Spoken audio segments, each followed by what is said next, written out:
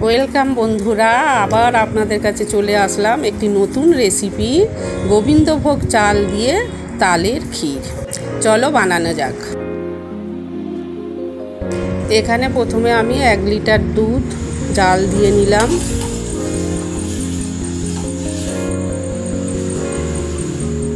বেশ দুধটা বেশ ফোটানো হয়ে গিয়েছে। এর জন্য আমি নিয়ে নিয়েছি তালের পাল, গোবিন্দভোগ চাল 100, স্বাদ মতো চিনি, নারকেল কুড়ো।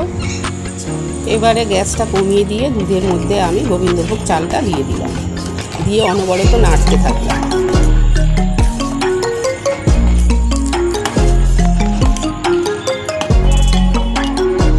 এবারে আমি চালটা দেখলাম 80% সিদ্ধ হয়ে গিয়েছে।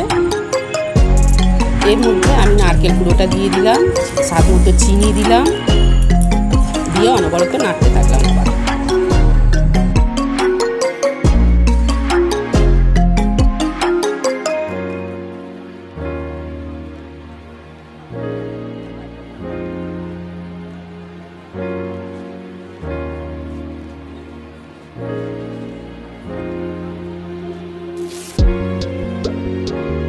আমার পায়েসটা মোটামুটি তৈরি হয়ে এসেছে। আমি মেন উপকরণ তালের পাল্পটা এর উপরে দেব। গ্যাসটা অফ করে দিয়েছি, দিয়ে এইবারে তালের পাল্পটা দিয়ে আমি অনবরত নাড়তে।